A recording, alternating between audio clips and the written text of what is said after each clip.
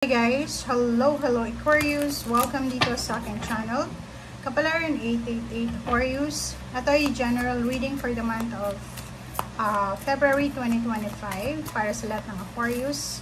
I hope na makuha mo yung message ng reading na to. Okay. Aquarius is opal. Wow! Let yourself sparkle and shine. Ooh!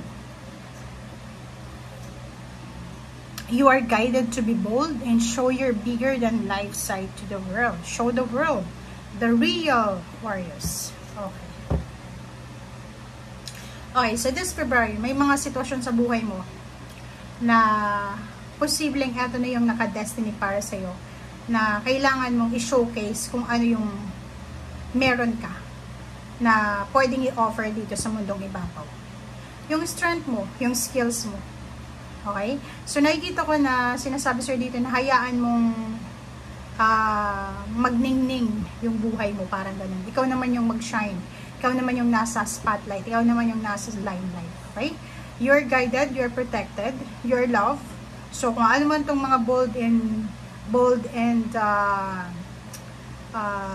aggressive decision making na gagawin mo, naka-destiny siya para sa'yo. So, yun yung pagkakaiba nyo ng Gemini. Kasi sa Gemini, parang sinasabi na be patient. Pero ikaw, Aquarius, sinasabi sa'yo na yun. Ipakita mo kung ano yung talagang alam mo. Okay? Parang interview siya, exam, or ano ba yan? Nag-a-apply ka ba ng trabaho? Sinasabi dito na show the world.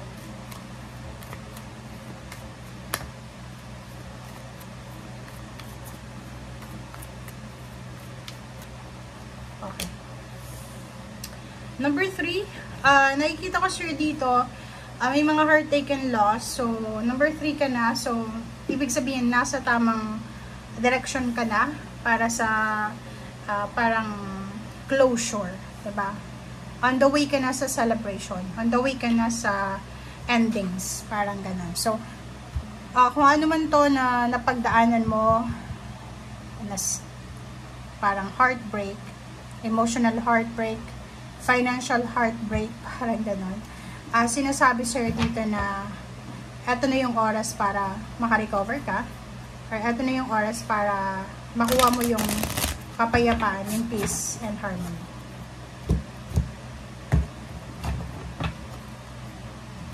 Okay. Wow! Diba? So, as confirmation dito na posibleng ikaw naman. Kasi itong let yourself sparkle and shine, same din siya ng 6 of Wands na ikaw yung parang magiging spotlight, limelight. Ikaw yung magiging topic ng pamilya nyo, ng barangay nyo. It's either na-promote ka sa trabaho, it's either tumas yung posisyon mo sa trabaho, tumas yung sweldo, nagkaroon ka ng bahay, lupa, sasakyan, or pwedeng may anak ka na nakapagtapos, nakapasa sa mga board exam. Mayroon dito na pwedeng ma-amaze yung family mo, friends, and relatives or mga kapitbahay dahil posibleng nasa ibang bansa ka na, first time mo sa abroad, parang ganun. So, na-amaze yung mga tao sa paligid mo. Okay?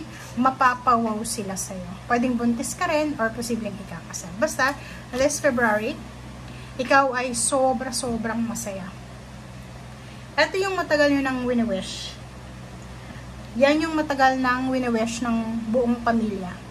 Siguro isa sa mga wini-wish ng pamilya mo is yung isa man lang sa pamilya mo makapunta ng ibang bansa, maging OFW. Kasi siguro lahat ng kapitbahay mo meron ng OFW. And kayo lang yung parang hindi kayo, parang wala sa pamilya yun yung nag-aabot. So pwede ikaw yung una this year of 2025. Pwede ikaw yung unang aalis. Ikaw yung unang makakatanggap ng emotional fulfillment, wish granted na emotional goals. So, nakikita ko sir dito yung sobra-sobrang determination, sobra-sobrang motivation. So, you are super motivated sa kung ano man to. It's either motivated ka talaga na makalipat ng bahay, motivated ka talaga na makapagsimula ng bagong relationship, makalipat, makapunta ng ibang bansa, ma-promote sa trabaho or anything. Okay? So, Hierophant, nakikita ko sure dito na Isa din sa possibilities dito is yung pagkakaroon ng asawa. Yung may kasal ka or makakatagpo ka ng mga taong pwedeng makatulong sa'yo, mga like-minded individuals, or yung mga taong pwedeng maging sandalan mo in times of problems. Okay? Mag-iingat ka lang kasi meron ditong 7 of Swords. Ang 7 of Swords is all about temptation. So, nakikita ko, buo yung loob mo kasi nasa 7 of Wands ka. Marami kang parang pinalampas na opportunities. Maraming nahang, maraming na-delay.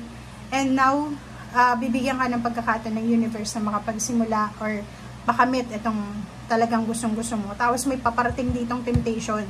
Pwedeng Gemini siya, or pwedeng ibang zodiac sign, pwedeng relationship mo to, pwedeng parents, siblings, or kaibigan, na pwedeng siya yung maging hadlang. Kasi meron kang choices, meron kang pinagpipilian.